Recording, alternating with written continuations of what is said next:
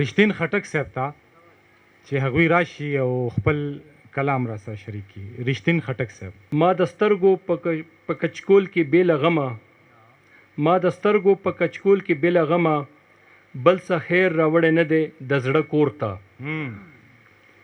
څومره زور دی د نظر د ګزارونو، راشه غوږ شه لږ د ماتو زړونو شور ته.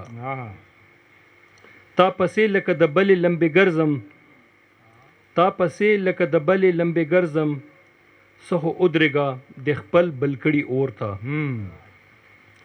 وہ ارمان د چا د زړه په هدیره کې، وہ ارمان د چا د زړه په هدیره کې، څه ژوندی لکه سپارلی دی چا ګور ته. نه غړېږي پټې ستا په تصور دی، نه غړېږي پټې ستا په تصور دی، د ولي سترګې په خپل لاس کړه راپورته. ورک دې کړمه یاره لاره لاره کې، ورک دې کړمه یاره لاره لاره کې، زړه ستا له ازاره لاره لاره کې. ټولې قافلې د ځای نه تللي دي، ټولې قافلې د ځای نه تللي دي، ناست یم چا دپاره لاره لاره کې. ډېر ښه. راشه که مې مومې زه ولاړ یم، راشه که مې مومې زه ولاړ یم، ګوره مې دوباره لاره لاره کې. سکلي خو مې نه دي خو غورځېږمه، سکلي خو مې نه دي خو غورځېږمه، لویږم په هواره لاره لاره کې. ډېر ښه. نشته د ګلونه په دې دشته کې، نشته د ګلونه په دې دشته کې، راشه لږ بهاره لاره لاره کې. ډېر ښه. چورلمه که سر په ما چورلیږي نن، چورلمه که سر په ما چورلیږي نن، وزم له مداره لاره لاره کې. ډېر ښه دی، ډېر ښه دی. دا آخري شعر دی. زه رښتین آشنا د آشنا درد سره، زه رښتین آشنا د آشنا درد سره، ګورم لار کې لاره لاره لاره کې. ډېر ډېر ښه دی جي. ډېره زیاته مننه رښتین خټک صاحب.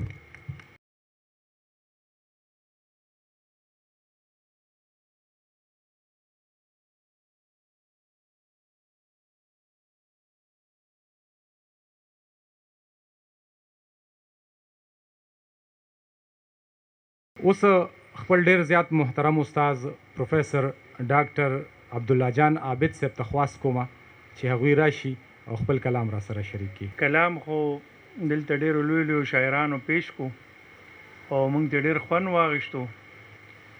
د هر څه نه اول خو زه د نوښار د سیول انتظامیې ډېر زیات مشکور یم چې د نوښار په دې ادبخیزه خاوره کې دومره ښکلې مشاعره او ډېر وخت پس را جوړه کړه او دلته یو رونق او پخوا به دلته د عوامي مشاعرې وې، موږ به راتلو، ډېر واړو غالب صاحب ناستې دي سره به راتلو خپلو استادانو سره.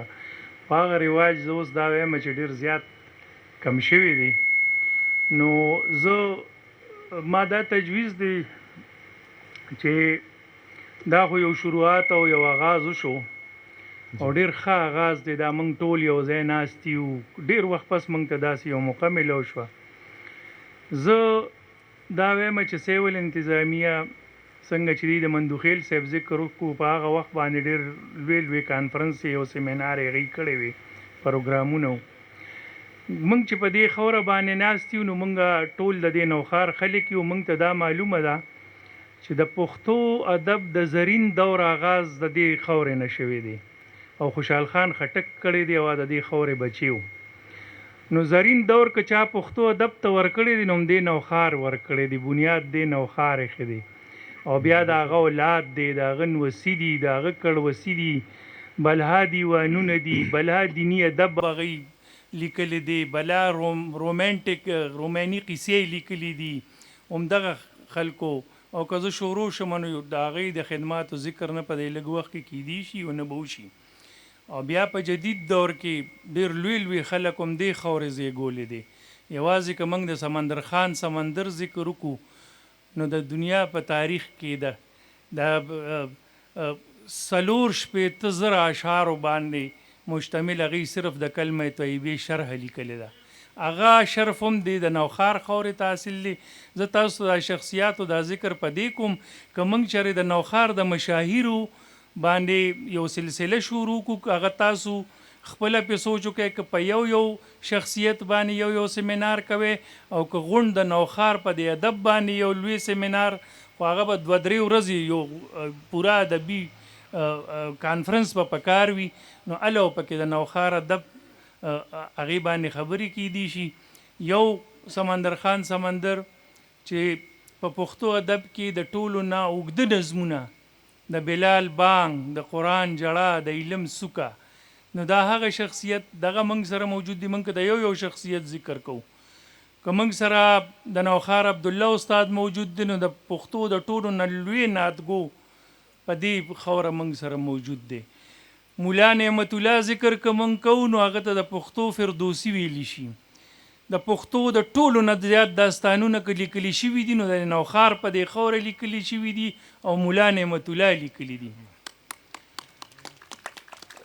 ستاسو به دا هم په علم کې وي چې د دې پښتو د عوامي ادب مطالعه که موږ وکړو، نو د پښتو عوامي ادب کې د ټپې نه پس د چاربیتې ډېر لوی حیثیت دی. نو په اوس چې د چاربیتې مطالعات مکمل شو، نو دا خبرې ته مخې ته راغله چې د چاربیتې 3 غټ مرکزونه دي په دې پښتونخوا کې. یو هزاره کې ډېره لویه چاربیته لیکلې شوې ده چې جیم ډارز مسټیټر په پښتونخوا په هار و بهار کې دا چاربیتې د ډېرو چاربیتو نمونې هغې راوړي دي. بل غټ مرکز صوابی دی، که چاربیته لیکلې شوې ده یا په هزاره کې لیکلې شوې ده یا په صوابی کې لیکلې شوې ده او یا په دې نوخار کې لیکلې شوې ده.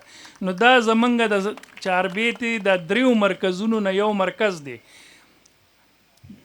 که په دې پښتونخوا کې ړومبۍ ادبي جرګه جوړه شوې ده، وصال خلیل ناستې د پې ام فل کړی دی، نو د ولسي ادبي جرګې پېښور نه ړومبۍ دلته کې پښتو ادبي جرګه 1933 کې 1933 کې ړومبۍ ادبي جرګه که جوړه شوې ده، هم د دې نوخار په خاوره جوړه شوې ده او د خوشحال او رحمان مشاعرې ړومبۍ هم دغې ټولنې کړې وې. زما عرض دا کومه که د پښتو ړومبۍ افسانه نګار دی، که د پښتو ړومبۍ ناول نګار دی، نو هغه هم د دې خاورې سره متعلق دی او هغه راحت داخلي دی. او دا هماغه شخصیت دی چې د شاعر مشرق علامه اقبال شکوه ولیکله، نو د دلته کې ړومبۍ ترجمه د پښتو کا د شکوې، او چې بیا جواب شکوه ولیکله، نو په پښتو کې ړومبۍ ترجمه هم دلته د دې نوخار په خاوره باندې وشوه او همدې راحت داخلي وکړه. او چې بیا بانګې دره مکمل شوه، نو ټوله بانګې دره په دې نوخار کې ترجمه کړه. او د دې ترجمو د شاعر مشرق هغه سلسله چې پیل شوه، نو تاسو ته دا علم وي چې په ټوله پښتونخوا کې زمونږ دې نوخار ته دا اهمیت حاصل دی چې د علامه اقبال د 7 تصانیفو ترجمې د دې نوخار په خاوره باندې شوي دي او د دې نوخار ادبي مشاهیرو کړي دي. سید تقویم الحق کاکا خیل 3 ترجمې کړي، زه کلام نه وایم، زه صرف 2-3 خبرې کوم نو بس پاسم. 3 ترجمې کړي، ضرب کلیم په دې خاوره ترجمه شوی دی، زبور اجم په دې خاوره ترجمه شوی دی، مثنوي پس چې باید کرد په دې خاوره ترجمه شوی دی، د راحت داخلي بانګې دره مې درته ووي او د سمندر خان ذکر مې درته وکړو. نو اسرار خودي او رموز بی خودي هغې ترجمه کړي په کراچۍ کې چاپ شوي دي. او د خطباتو ترجمه په پبو کې شوې ده، پروفیسر ابرار کړې ده. نو ما دا عرض کولو که زه اوس دا ټوله قصه شروع کړمه، هسې مشاعره ډېره اوږده شوې ده او نورې به هم دا خبرې اوږدې شي. نو زه دا عرض کوم که په رحمان بابا او په خوشحال بابا باندې ړومبي کتابونه لیکلي شوي دي، نه هغه هم دوست محمد خان کامل لیکلي دي او هم په دې نوخار خاورې سره تعلق او که تاریخي مرصع نوټونه چا لیکلي دي او په هغې مقدمه لیکلې ده، نه هغه هم دوست محمد خان کامل او دغسې د دنیا شخصیات به ما نه پاتې شي. که زه ټوله شپه مخته یم، نو د دې نوخار د ادبي مشاهیرو هغه ذکر به خلاص نشي. خو زه عرض دا کومه چې د نوخار انتظامیه که غواړي، نو په دې باندې یو علمي سیمینار د نوخار په ادب باندې، د نوخار په مشاهیرو باندې دا که وکړي، نو دا به د دې ډېر لوی علمي ورکړه وي. هغه خلک هغه زمونږ نوې نسل چې هغوی زمونږ د ادبي مشاهیر او زمونږ د هغوی د دې خدماتو نه دي خبر، نو به خبر شي او دا څیزونه به مونږ او د اقبال په ترجمو باندې شاعر مشرق په هغې باندې بل سیمینار دلته کې نوخار برخه څومره ده او دغسې ډېر تجاویز کیدی شي. دی چې کومه خبره وکړه وختي د تصانیفو، نو یو خو د شاعرۍ دا مجموعي دي که چلې تصنیف و تالیف د سلسله شروع شي. موږ سره ډېر ریسرچ بوک دي، زمونږ ډېر تیسیس دي چې د نوخار ځوانانو کړي دي، ایم فل یې کړي دي، پي ایچ ډي کړي دي، په ډېرو اهمو موضوعاتو یې کړي دي. په کار دا ده چې څنګه په نورو ضلعو کې دا سلسله روانه ده، چاپ کوي هغوی کتابونه، دغسې ډېر اهم کتابونه تاسو یو جیوري جوړه کړئ چې کوم اهم کتابونه یا سلیکټ کړئ او که هغه چاپ کړئ نو دا به ستاسو ډېر لوی علمي کارنامه وي. یو غزل نه مخکې یو شعر وایم ځکه چې زه خو چونکې تحقیق سره وابسته سړی یم نو هغسې شاعرۍ ته ما چېرته توجه نه ده کړې او کله ناکله څه ولیکم. یو شعر دی زما چې موږ نه یو رسېدلي په تفهیم د الفتونو، موږ نه یو رسېدلي په تفهیم د الفتونو، دا ځکه ودرو د نفرتونو دیوالونه.